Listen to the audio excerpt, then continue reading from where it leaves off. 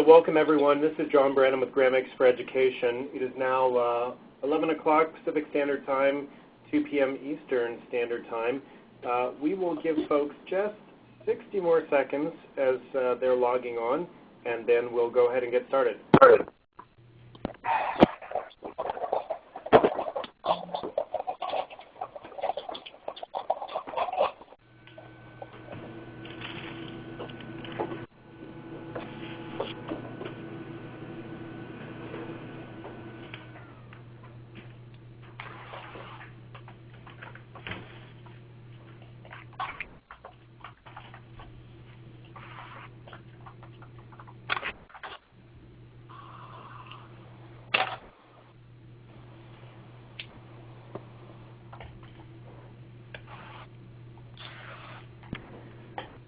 Great. Well, welcome everyone. It really is fantastic to have each of you with us on today's webinar entitled Teaching Adolescents to Become Learners, Non-Cognitive Factors, and Out-of-School Time. My name is John Branham, and I'm Grantmakers for Education's Deputy Director. Today's webinar, however, is brought to you by GFE in partnership with our Out-of-School Time Funder Network. GFE's mission is to strengthen philanthropy's capacity to improve education outcomes for all learners, an effort we accomplish by offering impactful, place-based, and e-based programming, knowledge products such as benchmarking, which is a publication that provides data analysis on the latest trends in education philanthropy. GFE's 2012 benchmarking report highlights that 72% of our members are investing in expanded learning opportunities, out-of-school time, after-school, or summer programs. Although benchmarking is critical to helping us better serve our members, you can find other helpful reports available for download on our website at www.edfunders.org. Within GFE, we have 3 funder networks designed to bring together grantmakers who fund specific areas of education reform. And as mentioned earlier, today's web seminar is brought to you by our Out-of-School Time Funder Network. The OST Funder Network exists to deepen grantmakers' knowledge around OST-related strategies funders can employ to dramatically improve outcomes for all learners. Consistent with this strategy, the OST Funder Network develops meaningful opportunities for funders to learn and connect with each other as they explore these strategies and share effective practices. At a time when more education funders than ever are appreciating the value of engaging in OST, the network's efforts are valuable. All GFE members are invited to become a member of the OST Funder Network. And if you'd like to do so, please contact the OST Funder Network Coordinator, Kathleen Trapphagen, at ostnetwork@edfunders.org. And now I'll turn the virtual baton over to Kathleen. Thanks, John, and thanks everybody for your time on this web seminar today. I think it will be a great learning opportunity for all. Before jumping into our presentation, I'm going to take a minute to highlight a few of the webinar platform's key elements. Because the lines will be muted, you can easily submit questions throughout the presentation using the Chat with Presenter dialog box in the left panel of your screen. I'll field the questions for the speakers. You may also raise your hand if you would like the moderator, me, or another of the presenters to chat directly with you regarding a particular question.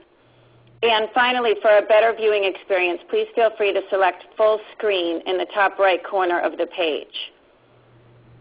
If you've got a pen handy, if you can jot down this number, this is the number to call if you have any logistical challenges during the web seminar. It's 1-800-246-1442. And the access code is 5952100. You can also send me a chat if you need that during the web seminar. At the end of today's presentation, the full web and audio file will be available for you to access and download, and we will also post the slides and a recording of the web seminar on GFE's website. Let me take a minute to thank today's presenters, Camille Farrington and Melissa Roderick of the University of Chicago, Consortium on Chicago School Research, Jody Rosentswieg of the Raikes Foundation, and Elizabeth Whitford of Arts Corps. Thank you all for joining us. I'm about to introduce Camille and Melissa. Melissa Roderick is a professor at the University of Chicago and a co-director at the Consortium on Chicago School Research. Her work has focused attention on the transition to high school as a critical point in students' school careers and on understanding the relationship between students' high school careers and preparation, their college selection choices, and their post-secondary outcomes. Professor Roderick is a former Director of Planning and Development for the Chicago Public Schools. She has a PhD from Harvard, a master's from Harvard JFK School, and an undergraduate degree from Bowdoin. Camille Farrington is an assistant professor at the University of Chicago and the Consortium on Chicago School Research, and she's the lead author of the report that we're discussing today. Dr. Farrington is a principal investigator in 2 new studies in partnership with the Chicago Public Schools. Both of those are directly related to this report and directly related to thinking about how to translate what the professors found during this report into classroom practice. The first is a collaboration with 5th, 8th, and 9th grade teachers in Chicago focused on applying this research to their practice. And the second is developing student and teacher surveys for grades 6 through 12 that can measure non-cognitive factors and the instructional conditions and teacher practices that most strongly influence students' academic success. Both of these things are, I can see, have direct application to our work in out-of-school time, and I'm really interested in hearing what the professors think about those implications. Camille also has 15 years as a public high school teacher, and she's nationally board certified in social studies and history. So Camille and Melissa, I'm going to turn it over to you. Thank you very much. Thank you. Thank you. Camille, I'm going first? Yep. So over the last year and a half, we have been engaged in a research project to try to see if we can make sense of all of the research on what we call non-cognitive factors. And we put out this brief, Teaching Adolescents to Become Learners, with our colleagues, Jenny Nagel-Oka and Elaine Allen's work at the Consortium. And what we were really trying to do in this week is just make sense of all of the attention that given to non-cognitive skills. So today, I'm going to be talking largely, I'm going to start talking largely about what motivated the project for us, and then we're going to turn, and Camille's going to go through how we made sense of what we found. What we know is that we've got to do something about educational attainment in this country and closing the minority achievement gap. What we're hearing a lot of is that non-cognitive skills could be part of the solution to the problem. The real problem, however, is how do you understand how to work on non-cognitive skills and what matters? So this is what today I'm going to do is I'm going to talk a little bit about what really we're trying to move. And then at the end, we'll talk about youth development programs, because I think that youth development programs is one of the places where we should really be focusing on it and can have high impacts on kids.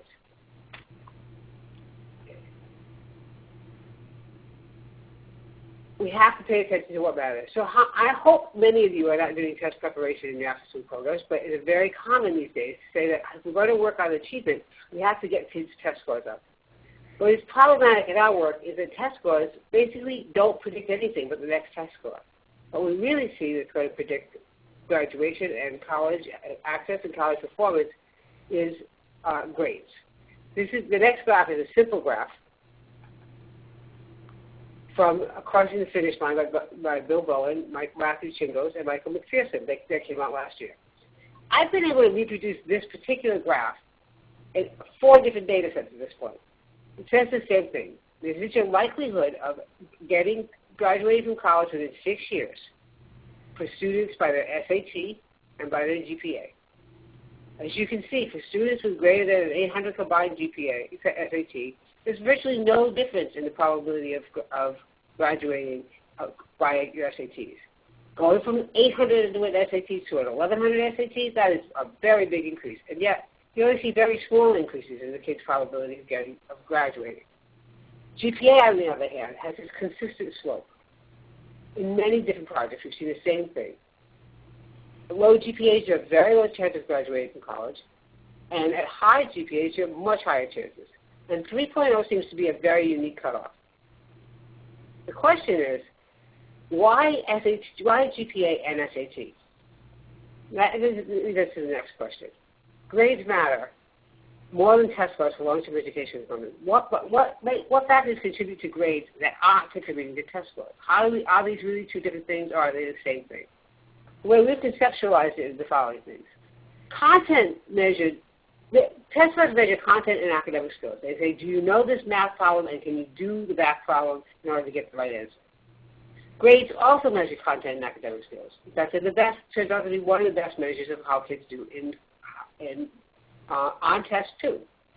However, what the grades measure is whether you've taken that content knowledge and academic skills and turned it into academic behaviors that also have a big impact on grades. So grades measure both whether the kids mastered the content of the course, has the skills to write the effective essay, and 3, has what we call non-cognitive skills, the ability to stay with it, the ability to keep working when having problems. The ability to care, to value their achievement. That they're not measured by test scores. So the problem with test scores is not only does it not measure non-cognitive factors, it's also a one-shot, one snapshot of the child. But grades capture a cumulative work that the child has been doing all the entire year. So we took this on and said, what is the relationship of non-cognitive factors to grades? And we know we can change content knowledge. Taking test scores is a hard thing to do, but could working on these non-cognitive factors and moving grades actually get us someplace in schools? Camille, can I turn it over to you now? Sure. So when we talk about non-cognitive factors, first of all, we have to define what we mean by that. And the terminology is not ideal. We don't really like the term non-cognitive factors, but what it means is everything that is not measured by a cognitive test. So things that aren't measured by achievement tests or IQ tests, everything else that contributes to school performance, so skills, behaviors, strategies, beliefs, and attitudes of students that all contribute to how well they do in school, but that is not picked up by a test. Now the good news about this and the importance of grades, as Melissa was talking about, is that grades are much easier to affect than test scores. And that's true in classrooms, and it's certainly true for out-of-school organizations that test scores are very strongly predicted by previous test scores, but grades, you start anew in each classroom and kind of start with a fresh page and fresh opportunity to do very well in a class. So not only are grades malleable, but they're probably way more malleable than test scores.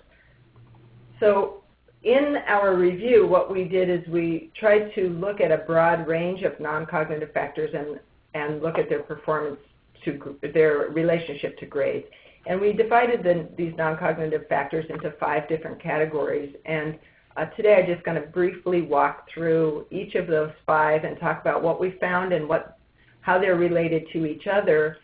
And as I'm going, I'm sure you'll be thinking of ways that out-of-school experiences might well influence some of these in-school measures. So the first is academic behaviors, academic perseverance, academic mindsets, learning strategies, and social skills.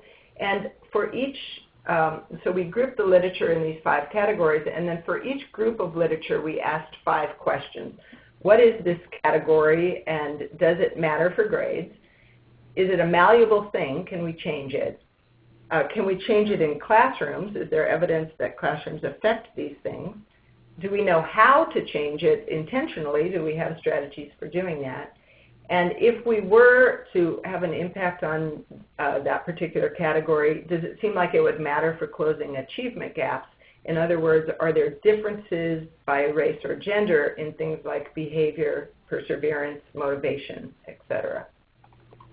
So our report is the culmination of that work, and this is available on the Consortium, the ccsr.org website. It's available for download. And so I'm going to walk through what we found and kind of the brief version of what's in the report. So all the way along, we're trying to explain academic performance. And the first thing that explains academic performance is academic behaviors. So going to class and doing homework, participating in class setting, all the things that contribute to being a good student are really the only things that have a direct relationship to students' grades. And so improving students' academic behaviors is the goal if we want to improve their performance in school. So any kind of out-of-school activity would have to somehow translate into improved academic behaviors if it's going to affect students' performance in class. And here, one thing that we see in classrooms is that close monitoring and support of students. So paying attention to who comes to class and who doesn't, who turns in homework and who doesn't, who's participating and who's not, and providing supports where those are needed have a big impact on improving students' academic behaviors. But we don't just want students to kind of engage in these behaviors in any kind of way. We want a particular, we hope that students would bring a particular perseverance to the work that they do. So the behaviors are most effective if students bring this perseverance to the work that they do and the behaviors themselves. So here we're talking about the ability and tendency to see something through to completion despite distractions or obstacles. And it really has to do with the kind of quality of the behaviors and intensity of behaviors and how when it really goes down to when students hit a rough spot, do they keep pushing through? And again, this is an outcome that we are really trying to achieve. And perseverance is a tricky thing in the literature because it kind of falls into two camps. Part of perseverance is really just a personality thing, and some people tend to be the kind that kind of just put their heads down and push through whatever it is in front of them. And there's little we can do to change people's personalities if they don't naturally have that kind of personality. However, there is really clear evidence that there's a lot we can do to change people's behaviors in particular contexts. So we might not make a student more perseverant in everything they ever do, but we can create conditions within contexts that make them more persistent and perseverant within that context. And so that leads us to the next question, well, how do we do that? How do we make people more persistent within a context? And that brings us to the next category, which has to do with academic mindsets. And mindsets are really beliefs about oneself in relation to academic work. And in the literature, we identified 4 different mindsets that have clear effects on students' perseverance, their behaviors, and their grades. And each of these independently, if students believe these things, they work harder and tend not to give up when they encounter difficulty. So the first is I belong in this academic community. And this really comes straight out of Maslow's hierarchy of needs and the need for belonging. And we all seek out a sense of belonging in whatever group we are in. And ideally, a school will create a classroom community where belonging means to be an intellectual participating member in an academic or intellectual enterprise, and that students feel a sense of belonging on that level. They will, in the absence of that, students will also try to find just a social belonging, or in conjunction with that, just a sense of social belonging. But what you don't want to have happen in the classroom is that students see it just as a place to be social, but not a place where academic work goes on. So to really be effective, classrooms or other contexts have to kind of make engagement in the work as part of participation and membership in the community. The second mindset is I can succeed at this, and this is really just straight up self-efficacy, the idea that I can be competent at this, and I will, I believe I can do well at this. And students put a lot more effort into things they believe they can do well at. And in fact, the research is pretty clear that students' beliefs about whether or not they can succeed are more predictive of their grades than their actual measured ability. So their test scores in math, for example, are not as predictive of how well they'll do in a math class as their beliefs in whether they're going to do well in math. The third mindset is my ability and competence grow with my effort. And here we're talking about Carol Dweck's idea of a growth mindset, that if you put work into something, you get better at it. And so things that maybe don't come naturally to you, you can put some, by putting effort into it, you can get better at it. And the last one is the relevance piece. This work has value to me. And students, again, are invest much more deeply in things that seem meaningful to them. The next category has to do with learning strategies, and here do students know how to engage in the work in front of them, both metacognitive strategies and the ability to set goals and follow through, monitor and adjust their learning.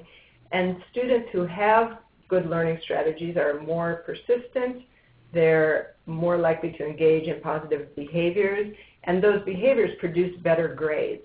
So if you turn in homework and you have good strategies for doing well on that homework, that piece of homework is going to yield you a higher grade than if you don't have the strategies going in. The important thing for schools is that both mindsets and learning strategies are very much teachable and influenced by context.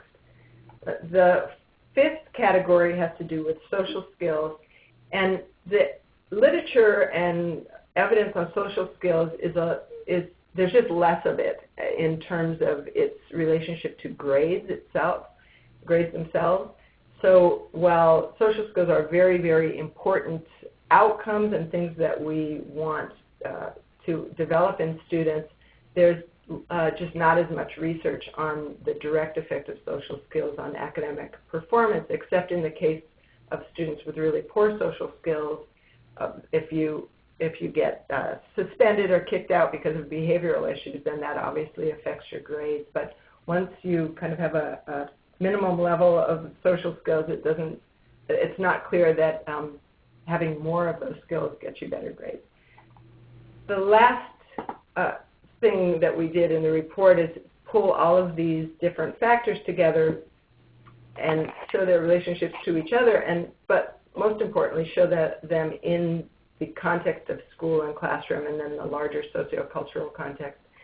That, again, the mindsets are very much influenced by the context in which learners find themselves or young people find themselves. And so believing that you belong, believing that something is relevant and valuable, believing that you can do it and that if you work hard at it, you'll get better, those are really, well, students come into context kind of having preconceived ideas about that. Those preconceived ideas can change a lot in response to the environment that a teacher sets up. And as well, learning strategies are things that are very specifically taught in a classroom or can be taught within a classroom. Okay, I'm going to turn it back over to Melissa to talk about the direct implications of all of this for out-of-school time. Yeah, yes, this is what I get to do, and it is so much fun because I just did this last week with my entire class of social workers, students, and community school students. I want to get to this relatively quickly because the questions that are coming down the chat line are so interesting. I can't wait to talk about them. Can we go back to slide 26? 26. So there's two ways that we can use this in after-school time. The first is to ask students of our own programs. If you look at the academic mindsets and ask yourself, could you set this as a standard for the program, that students in your programs believe they belong in an academic community, are effective in that community, can do better in that community with confidence and growing effort, and that they value the work they do in their community. I was just flipping through two books that I use in my class, and the effective programs are those that actually develop this in kids. The question we have, I think, for today is what can out-of-school time providers do to increase these and teach these behaviors when you're not in the classroom? And I think if you look at the list on now page 30, slide 30. I'm going to slide 30. Sorry. This is from Jacqueline Echo's work on youth development, where she comes up with 7 features of positive youth development, including physical and psychological safety, appropriate structures, supportive relationships, opportunities to belong, positive social norms, support for efficacy and mattering, opportunities for skill building, and integration of family, school, and community efforts. If you start with opportunities to belong and positive social norms, support for efficacy and mattering, the link between that and the non-cognitive skills we're talking about is pretty easy to make. The question is, can we, in after-school programs and out-of-school programs, work on teaching academic behaviors and developing mindsets for students? Now, and the problem that Camille and I are going to have in answering these questions is that in some ways the answer is yes, and in some ways the answer is no. First, on one hand, developing in the kids we work with mindsets and strategies is probably one of the most important things we can do, because we can develop them in multiple contexts out in the world. Mindsets and strategies. We don't directly influence academic behaviors, but we do influence work behaviors and engagement behaviors in our buildings. So are we working with kids to get better at things over time? Are we making them feel like they belong in the academic community? And when they have problems, do they have strategies that they rely on? Those are 3 questions that we can ask ourselves all the time when we're doing it with students. And pushing that into on the other hand, as Camille was saying, and I'm now going to ask her to join us again, what you're doing in your after-school program can't just be in isolation to the school, because many of these behaviors change and these mindsets change from one classroom to another. So Camille, can you say a little bit about that?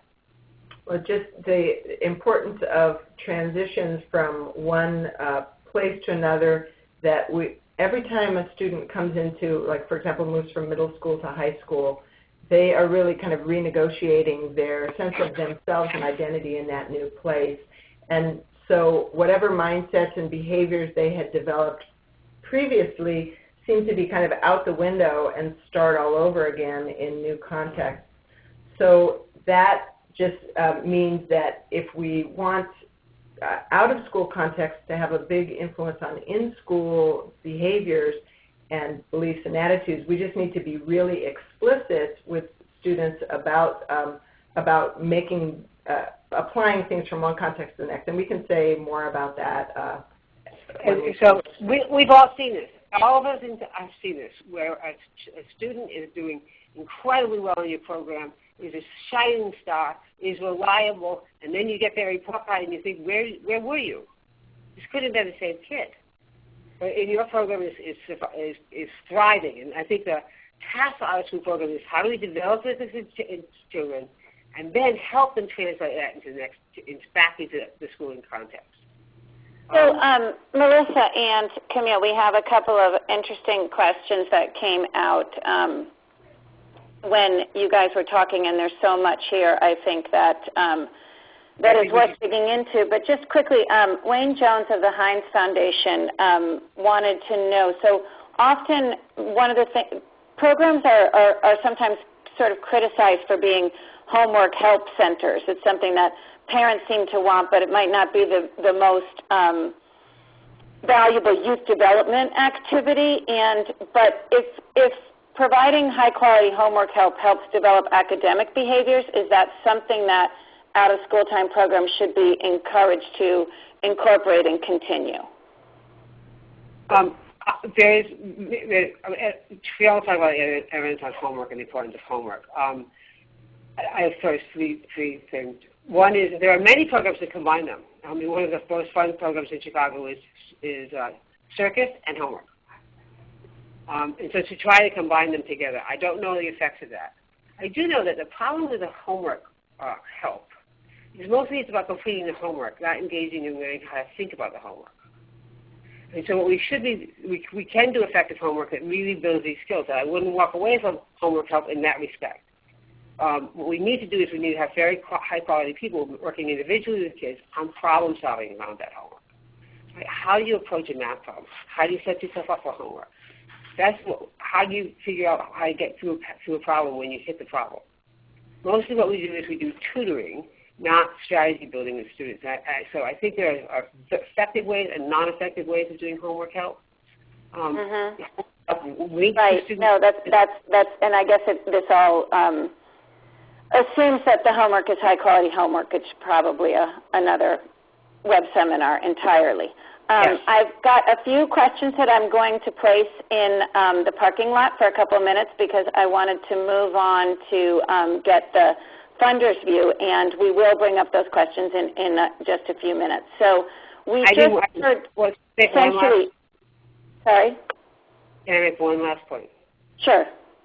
In the report, we talk about middle grades differently from high school transition to high school, different to transition to college.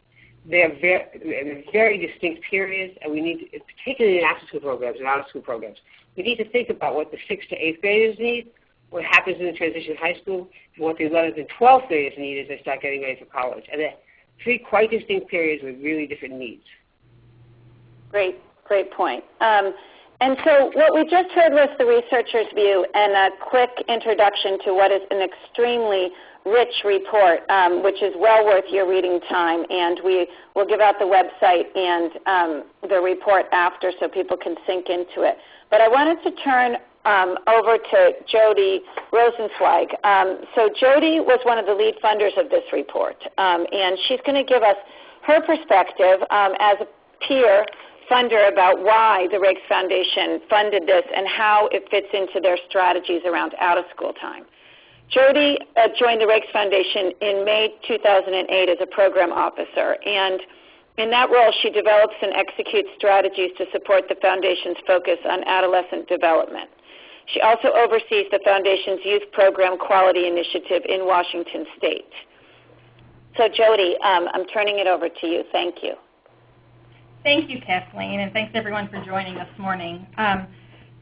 Just a little background on the foundation itself. It's the personal foundation of Jeff and Tricia Raikes, and really our goal is to serve as a catalyst to help find solutions for all young people so they can achieve their potential. And we work in 3 different strategies. We have a regional strategy focused on youth and young adult homelessness.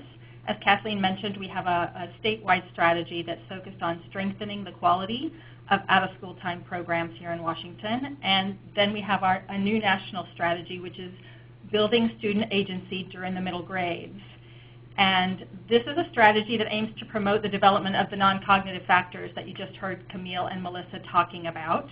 And today I'm going to provide just a brief overview of some of the additional research that informed the strategy, our early thinking about sort of the role that OST can play in supporting student agency, and then some of the gaps that remain to be addressed, which I see were raised by some of the questions already. Let me move forward here. So just so you know, about 2 years ago, we really became intrigued by some of the research showing that psychosocial interventions or efforts to change how students attribute their success or failure in the classroom can be shifted via interventions on mindset and had significant impact on grades. And at the same time, we were learning that leaders of high-performing charter schools were discovering that while they might be successful in helping kids academically, they weren't necessarily being as successful as they hoped in helping those kids persist long-term with educational goals. And they really felt that what was missing was attention to these non-cognitive factors that promote academic perseverance. So we really found this confluence compelling and believe that what Camille and Melissa are working on and all the folks working on non-cognitive factors really has a promise to change the trajectory for young people. Our strategy itself is really significantly informed by the Consortium's report, which I encourage you to read, but we also did commission 2 other research reviews. So as the Consortium reviewed the impact of non-cognitive factors on academic outcomes, we asked Child Trends to do a literature review to identify which non-cognitive factors are linked through rigorous research to non-academic outcomes for early adolescents. So Child Trends limited their review to sort of 4 key non-academic outcomes: avoidance of substance abuse, early sexual initiation, depression, and violence or delinquency. They chose those because they are concrete, measurable, and there's been broad agreement on the long-term benefit of avoiding these behaviors, particularly during adolescence. And what that review, it's not a published review, it was just an internal report, told us is that the same factors that influence these academic behaviors we've been talking about, the mindset, self-efficacy, belonging, goal orientation, and the learning strategies, how you self-regulate, also positively influence these non-academic life outcomes.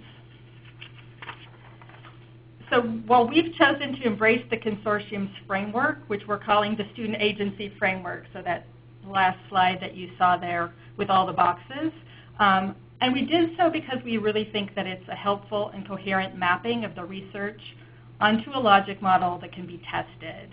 And in choosing this kind of led to 3 sort of key decision points for us. One, we're going to focus our work on those high leverage points of building mindsets and learning strategies. Because these are malleable constructs, they're ripe for influence during early adolescence when students are developing their identities and behavioral patterns that have long-term impact, and they're clearly linked to perseverance in the classroom. 2, while they're discrete psychosocial interventions that can unlock student mindsets, we really do believe that context matters, whether in school or out, and we're interested in what are those strategies that educators can use in all contexts to build and reinforce positive mindsets and learning strategies in students.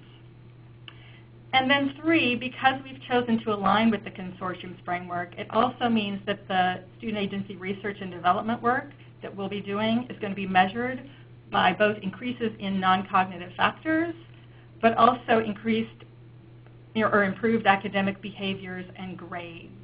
Whether we invest in out-of-school time or school-time environments, we think that's sort of important to prove. So recognizing that our 3rd research project was to try and identify an assessment instrument that would help us measure changes in mindsets and learning strategies that we could use in all of our research. And we asked mathematical policy research to review existing instruments that had great psychometric properties that had been used in large research studies with middle school students. And what we learned was really there's no single instrument that exists that fits all criteria. There are some instruments that have some really strong constructs, but once you start to put them all together, you might lose some of the reliability and validity. But we are supporting CCSR, or the Consortium, in developing an assessment instrument, which they mentioned earlier, to try and help map these constructs clearly in the student agency framework. So Jody, can I just interrupt you 1 second? Because Maggie McGrath of the Cleveland Foundation had a question. Is there any standard or uniform indicators or metrics that measure the 5 non-cognitive factors? So if I'm understanding what you just said clearly, the answer is no. But that one of the things that you're doing is funding some work to look into that. And is that connected with the work that I was talking about earlier that Camille is doing with the Chicago Public Schools? Yes, and they are they are doing that, and there are some nuances of how to do measurement in this arena that I can talk about a little later, and Camille can talk about this as well, in terms of how do you measure the context, because as she said, kids' ability to perform, even if they have a mindset, in a particular classroom or out-of-school time program shifts over time. It doesn't necessarily tell you whether the kid has it and carries it forward. So whether you measure the context or whether you measure the kid are 2 different things. Okay, great.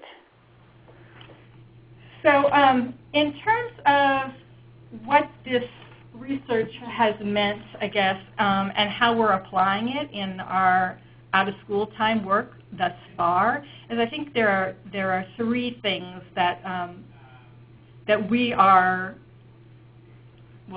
3 places, I guess, that we're starting in terms of how to apply this research. The first is really asking OST organizations to include an explicit focus on building academic mindsets and learning strategies in their programs, and trying to help make that explicit link that they talked about earlier about how what they're learning in this out-of-school time environment really can apply in school. So we know that many programs in the OST space are focused on and do a good job of developing positive mindsets and practicing specific learning strategies. I think a lot of them just don't pay attention or call this out to the kids in the program or to other external audiences. And then there are programs that currently aren't doing this but really want to be influencing the school day, and so they could. So one example of this for us is we're supporting a group of local mentoring programs that really wanted to add a focus on helping middle school youth develop a growth mindset.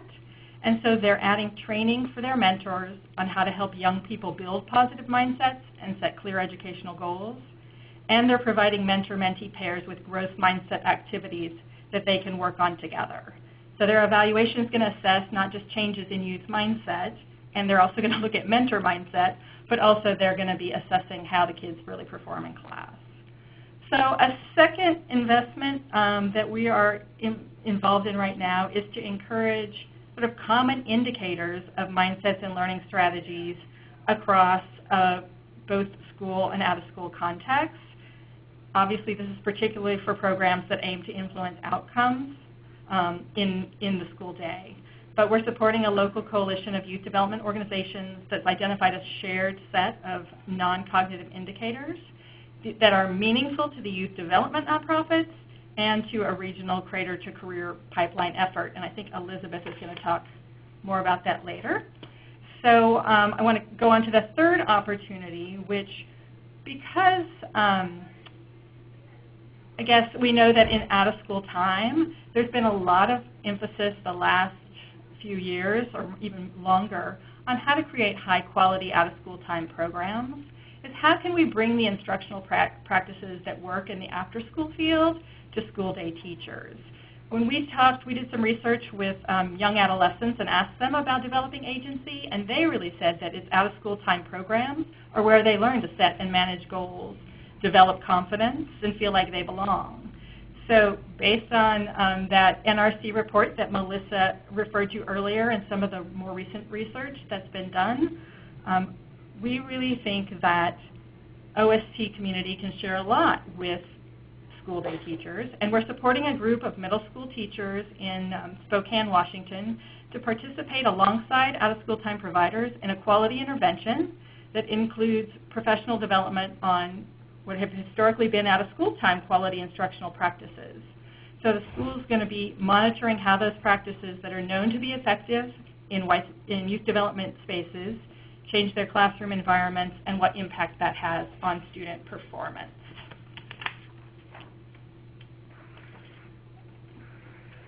So just real briefly here, I want to talk about the gaps. These are exciting beginnings, but there's much we don't know. And one is coming to agreement on measures of student agency that can be used across settings. As I mentioned before, if context is critical, can we successfully measure individual student growth in agency? And we also really need to be honest about what indicators and outcomes that out-of-school time programs can and should be accountable to move. We talked earlier about I think there are strategies that are working in the out-of-school time space, but they have to be defined clearly enough and tried in the school environment to be sure that that professional development we can offer out of school time does cross over. And then finally, I guess there's this issue of transfer, which was alluded to also earlier, is how close does the connection need to be between what happens during the school day and out of school time in order to ensure that attitudes and skills transfer across contexts. So, and what new research can help prove that connection between the development of factors, non-cognitive factors, and out-of-school time that will yield school results. So I know we're running short on time. We're looking for partners to help us answer these questions. If you're interested, let me know, and I will end there. Thanks, Jody. The person that we have left to hear from is our practitioner, and I've gotten a couple of questions having to do with the arts, which is great, and I'm going to pose them to Elizabeth after you do your piece. And so I'm going to move right on to you. Elizabeth Whitford has served as the Arts Corps Executive Director since 2008, and Arts Corps is in Seattle, moving the organization's visions, strategies, and programs toward greater systemic and social justice impact. Elizabeth. Great. So let me start with just a little bit of context for Arts Corps and the work that we do. Arts Corps was founded in 2000, exclusively focused at the time on out-of-school time programs and arts education, with the primary goal of filling the arts learning access gap in Seattle and King County area. So, which means that we were primarily working in low-income communities and communities of color, and continue to do so today, because that's where the least access to arts education exists in our community. You know, just to get a sense of scale, last school year we had 25 teaching artists working for us, and we work in all arts disciplines, reaching about 2,400 students between kindergarten and 12th grade. And our model is really a partnership-based model, so we partner with schools and a lot of after-school programs at school sites, as well as non-school sites like low-income housing and community centers and those kinds of contexts. Last year, about 3/4 of our classes occurred out of school. This year, we have significantly more in the school day presence, so that's changed a little bit, but that's really kind of our core and the base foundation for our approach. Our program goals over the past few years, and I'll talk about how some of these are shifting a little bit, but have been really focused around fostering what we've been calling creative habits of mind, but similar to sort of 21st century skills, and you'll see some mindset stuff in here too, around imagination, critical thinking, persistence, risk-taking, and reflection. Those are the areas that we've assessed over the past about 7 years through multiple ways of assessing that. As well as to improve artistic and academic learning. I would say the academic learning has been primarily goal when we're doing in the school day work, but it's increasingly something we're paying attention to in our out-of-school time programs in terms of academic impact. Also, community building is a very important goal for us. So this gets to sort of context, a positive individual and group identity within all of our classes. And then finally, a goal of narrowing the racial and income gap in access to high-quality arts education. So this report has had an impact on our work on sort of 2 different levels. One has been more at a community level in the work that we're doing really around collective impact efforts in education and youth development, and then also in terms of our own organizational strategies and goals. So I'll first talk about the community level impact and then move on to specifically how it's impacted our own work. So Jody mentioned this, but there's a collective impact initiative here in Seattle called the Roadmap Project that's focused on really doubling the number of kids on track to graduate from college or in a career credential. And there's the roadmap. There's a whole set of indicators that we're tracking as we move along, and the aim is really to close the achievement gap in a fairly high poverty area. So we have, on this roadmap, there were many of the things that you might expect in terms of 3rd grade reading, 8th grade algebra, a lot of the things that you would expect in sort of something that's focused around education. There were some placeholders there for 21st century skills and student motivation and engagement. I think there was an awareness from the organizers that youth development is important. They didn't really know how to include it or what those measures would be, frankly. So a group that I'm a part of, the Youth Development Executives of King County, was tasked with researching and developing specific indicators and measurement tools around these 2 areas. So fortunately, we were doing this at the same time that Raikes had commissioned this report, and fortunately Raikes Foundation is located in Seattle, so we know the program officers, and we're able to even get some insights into what was coming out of the report initially as we looked at what was the research that evidenced that these student motivation and engagement goals and 21st century skills actually relate to supporting students' academic and school success. So what I pulled up here is sort of where we landed, and you can see the connection I think, to the report, and mindsets being a major focus, some things around self-efficacy and context, belonging, sense of belonging, all of these pieces have landed into the set of indicators that have now made it into this large regional initiative that includes folks across, school day context and out of school time context. So I would say that, with this, the next sort of step that's come out of this that I think is really deepening the connection between schools and youth development, and it'll be interesting to see the long-term implications, is that this group of youth development executives, we're now working on developing survey items that will enter into school climate survey. So it'll be sort of student self-reports. And then we will use the same questions in kind of a survey builder tool that youth development organizations can use to track their impact around sort of mindsets and student motivation and engagement in particular. So this is an interesting place where it's giving us a point of dialogue with schools and out of school time providers using the same language and even ultimately the same measures. I would say another example of the impact of this is suddenly it gives us another entry point into conversations with school districts and with schools. Arts Corps is now partnering with Seattle Public Schools to expand classroom-based arts assessments, so working with the arts programs in the schools to include mindsets and 21st century skills. So we've very much drawn on this report to support arts learning in the school day in these contexts. And so it's very much bringing a youth development approach to a school context, which I think is an interesting outcome that this report is helping to support. So finally, looking at it a little bit more in terms of the impact on our own organization. On the one hand, this report was validating of the goals of our programming. We have, there just weren't a lot of resources out there that really compiled the evidence that these things mattered. I mean, we could pull a whole array of reports, but now we have a report that funders are reading and that, schools are starting to pay attention to, and it starts to build a connection to what it is that we've been arguing for a while to what's valued by the schools. So therefore it gives us a common language, and that has been incredibly valuable for us. Finally, I would say that it's also just served to deepen our thinking and understanding of our own work.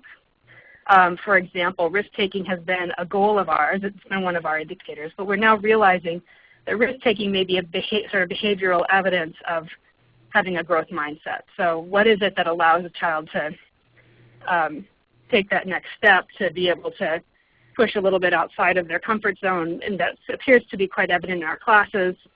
But trying to really understand what is it that you actually are trying to move to be able to get to that kind of outcome. It's also given us a better understanding of persistence, which has been another goal of ours, to really understand that what's movable about persistence, again, is mindset. So it's pushed us in this direction of really thinking about mindsets in a way that I think we were looking at maybe some of the outcomes of work we do around mindsets, and that's what we were really trying to measure and also focus on improving. So I think in that sense, it's given us a much deeper understanding of the work that we're actually engaged in.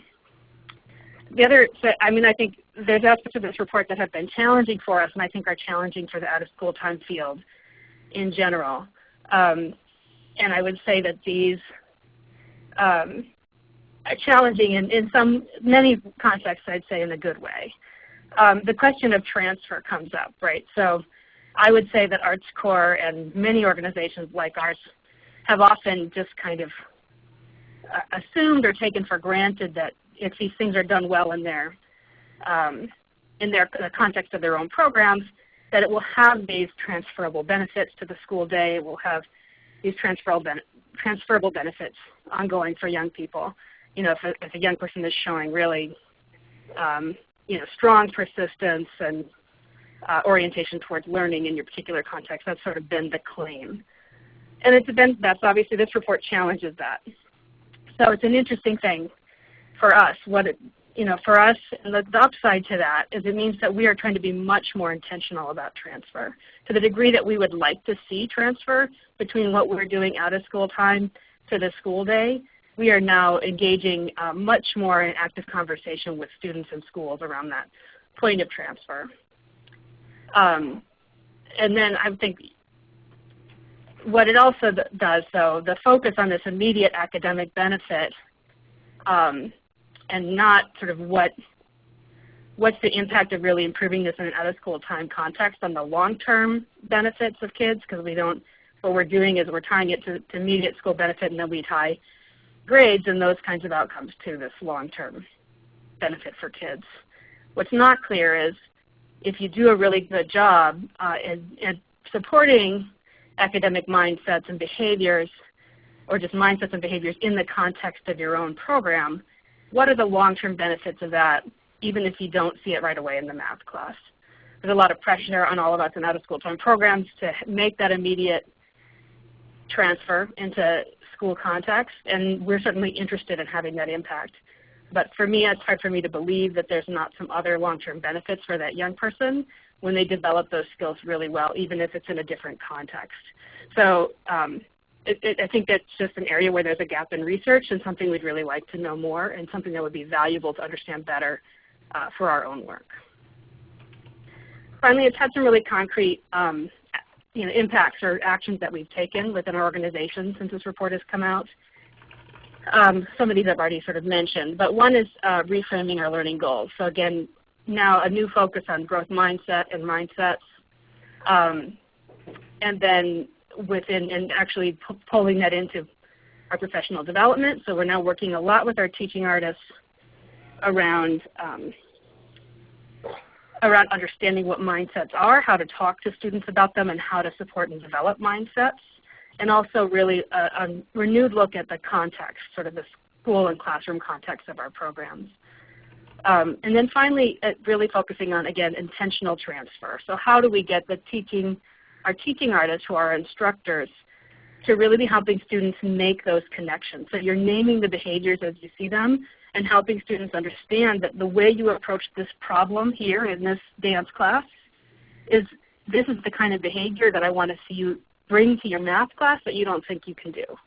And you've shown me that you can do that when you have these things in place. And starting to really help students make those kinds of connections and be aware of their own mindset as they approach different contexts.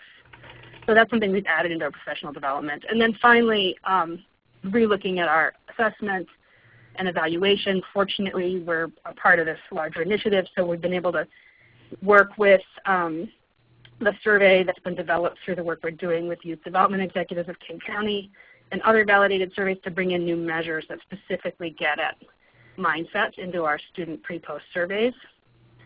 We're also redesigning our approach to classroom observation. So we now use the youth program quality assessment from Weikert Center, and we've also been working on developing an addendum that gets to some of the things that we feel like are still missing within that tool. But our observation is very much focused on looking for the instructional practices that can improve the likelihood of impacting these mindsets and behaviors. So instead of going in and just trying to pull out evidence to share to funders, it's become much more of an improvement practice in our approach to our observational assessment. So those are some of the ways that we've been impacted by this report. And I think when we get into question and answer, I saw some questions here that I can address and some thoughts I have regarding arts programs specifically, but also out of school time context.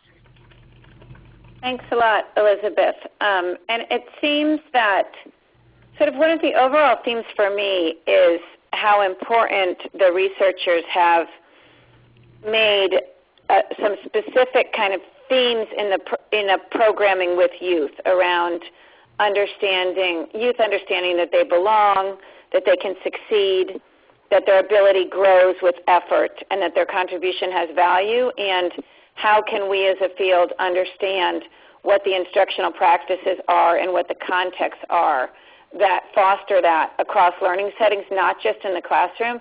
It also seems to me that the out-of-school time field has a lot to teach the formal K through 12 classrooms about how to do that, and I think that that would be something that would be so interesting to hear more research about is how can we encourage that kind of cross-sector pollination. We got a question from Wayne Jones of Hines a while back, which I want to pose to Elizabeth, around how you think that cultural identity and counter-narratives play into developing the sense of academic mindset and belonging among students, and how arts programs specifically, or out-of-school time programs in general, can help build those academic mindsets that we're looking for, but do it in a context that recognizes some of the barriers that cultural identity can bring. If this is Camille, and I can jump in and do the first part of that, and Elizabeth, you could do the part about arts education here. But sure, I was going to reference to you anyway around the stereotypes, so go ahead. Okay. Yeah, Camille has got this one down. Go ahead. Yeah. So we talk a lot about counter-narrative and identity and cultural identity just in our practice in our group here, and we reference this somewhat in the report as well. But mindsets, I think a good way to think about mindsets is mindsets are stories that students tell themselves. And they're trying to come up with a plausible story in the context of a broader society that also tells stories about them and their performance. And when students are in, quote unquote, failing schools, and they have very low test scores and that kind of thing, they have particular stories that they are working, they have to work in the context of. And so the idea of a counter-narrative, some way to talk back to that dominant story and place the young person in a more favorable light and a more positive way of understanding themselves and what they bring to the world, I think has everything to do with their ability to do well in school or in any context. And so part of youth development, I think, has to be around counter-narratives and building plausible stories for kids. And this doesn't mean kind of making stuff up, but giving them the opportunity to experience themselves as competent people that make meaningful contributions to a community, and then telling that story to them and letting them carry that story with them to other contexts, I think is hugely important. Mm-hmm. And a while back, John Ives of Sam Willey Foundation had a question. Are you aware of any evidence that meditation would impact grades, the practice of meditation impacting the factors embodied in perseverance? It's interesting because I haven't seen work specifically around meditation and grades, although there's a lot of similarities between kind of mindfulness meditation and cognitive behavioral therapy, which I think is very similar to a lot of the interventions having to do with self-regulation and improving habits, positive behaviors, and that kinds of things. So the connection between those things, I think, is very consistent with the research, although I have not seen specific research on it. Yeah, I'd like to see that too. That's a really interesting question. And I know Ron Ottinger of Noyce Foundation, who focuses a lot on increasing access to high-quality STEM opportunities in out-of-school time, had to depart early, but he did have a question asking if there was research that shows that increasing youth interest and engagement in a core subject like math or science improves academic behaviors and performance if you're doing that, that in the context of out-of-school time.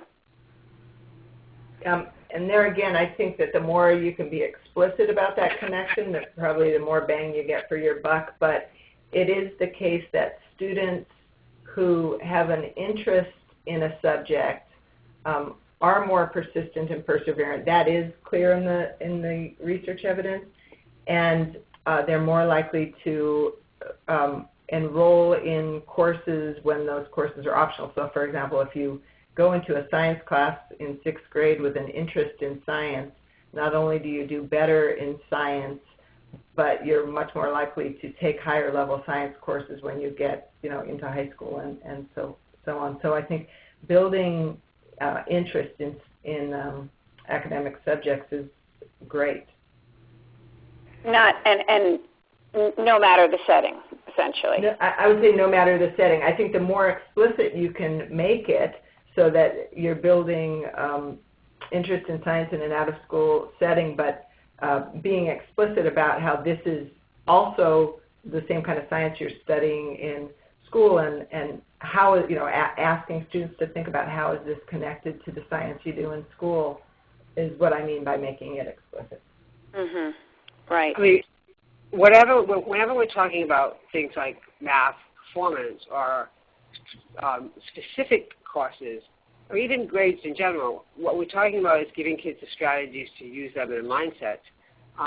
I think that what we know about mindset is it's about belonging in your institution. So you could you could feel strong belonging in your after-school program, but actually it would not translate into what happens when you go into the building during the day.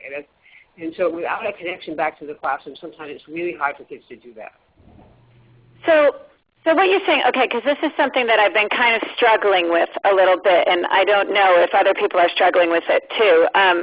Just that, okay, so in the big picture, and Elizabeth mentioned this a little bit, clearly we want everyone to have these type of what we're calling academic mindsets and the grit, tenacity, perseverance, ability to push through. And we all know kind of instinctively and in our own lives that those are the kinds of things that you need to be successful as a person. And so I guess what I'm trying to kind of discern is that if you have a program, a youth development program that is essentially doing that work with children in a high-quality way, but is doing it in a way that is not connected to school, then what you're saying is that they might be helping those children develop those skills, and that's great over the long term of their life, but they could probably take more explicit action in making the connection for the kids among the different contexts within their own life, and that would be even more helpful because then it would be more likely to directly impact their success in school? Yes, I think that's. I would argue yes. Now, it depends on what we're talking about. In 6th to 8th grade, it's really about identity formation and really thinking about themselves as academic learners, and that can be in school and that can be out of school. I think of the particular role that out-of-school programs play for 5th to 8th grade is really working on a kid's sense of that there's something special, that there's talent, that if a student believes that they can do well in school. All of that can be done in after-school times, and it should be done much better at our school time, with out-of-school time. This is where where simple things like the Girls on the Run comes in, and it really makes a huge difference because these are when kids are most vulnerable to saying, I don't like school, I'm not good at school, I'm not good at anything, and I'm just going to shut down. And so I think there's a very particular role to play there. There's also a very particular role for outside agencies to play in the transition to college. But when we're talking about the link to classes, how do we understand that you need a 3.0 to graduate? How do we get a kid to understand how to do well in a class? That has right, to and have everybody taking an intentional role in that. Right, you've got to do that. We're just almost at the end of our time. We have a few more things to do. I wanted to pose a question that came from Carr Thompson of Burroughs Welcome around sharing your thoughts on how out-of-school time efforts are helping to build families and communities and what the impact of that is. And I think I'll pose that question to Elizabeth to let you get in a last word here before we thank everybody and sign off. I'm not sure I entirely understood the question. Can you repeat the question for me? Just around basically the issues around which we haven't really talked about explicitly in this web seminar is the role of family, and then also as an extension the role of a child's community and how out of school time efforts to make those connections can help build some of these non-cognitive factors? I'd be interested in other people's thoughts, but my feeling is that this has become a really important, this framework has become a really helpful dialogue across stakeholders with our program. So for parents, we are now using this when we talk to teachers and when we talk to families as well as students to really understand what are the characteristics that are important in such a test-centric environment. And then even speaking as a parent, that's most of what you hear about from your child's school. To understand what are the qualities that we're really all trying to develop in our students, because a lot of these, of course, are developed in out-of-school time. They're certainly developed in the home, and they can be developed in school. So if we're all really working around the same kind of framework, I think it's a really valuable conversation point for families and communities to broaden the narrative right now around what it is that students need to succeed, because parents are obviously deeply concerned and focused on trying to help their students succeed, and to take some of the focus off of these tests and back into sort of mindset and character development and some of the things that where families and communities have a really key role, I think has a valuable contribution. So just in terms of broadening that common language, I think it's in many ways quite accessible for families as a place where they can see themselves having a role. That's really great. Yeah, that's a good point. I liked, Elizabeth, what you said earlier about the conversations that you're having with students in schools about the issue of transfer, and I think it would be really interesting if the third piece in there is families, because there's so much of the development of these non-cognitive skills and factors that happens within the family context. So how do you transfer that too? I think that's just an interesting thing. So I wanted to thank the speakers. You've spent a lot of time preparing for this and have bravely mastered technology, and I just so much appreciate the time that you spent. I don't think this is the end of our conversation. I have some questions I couldn't get to, and there's so many things that came up during this that I think we can really do some more work on, so I hope you will take my emails when I follow up with you. I want to thank everybody for participating, for giving us an hour and 15 minutes of your time in your busy day. And I also wanted to just briefly mention a couple of GFE programs that are coming up. The annual conference is coming up October 16th through 18th, and right now the RFP for breakout sessions is out. The deadline for that is March 15th at 5 p.m. Pacific time, and you can find out more information about that by going to the GFE website. Edfunders.org. There's also 2 member briefings coming up, Early Learning, Improving Outcomes for Kids of Color and English Language Learners, which is May 6th through 8th in Minneapolis, and Collective Impact, Strengthening the Practice of Cross-Sector Collaboration, May 22nd through 24th in Aspen, Colorado. The OST Network will also do another web seminar probably in May where we're going to delve into after-school outcomes in science, technology, engineering, and math. And so stay tuned for details on that. So as a reminder, the full web seminar and presentation will be available on GFE's website and or via email, and we will also follow up later today to provide you with an evaluation of today's program. It's a very short survey. It won't take you longer than 5 minutes. Please fill it out because your comments do help us to improve our programs. Thanks, everyone, for participating, and enjoy the rest of your day. Thank you. Thank you. Thank you. Thank you. Thank you. Please stand by.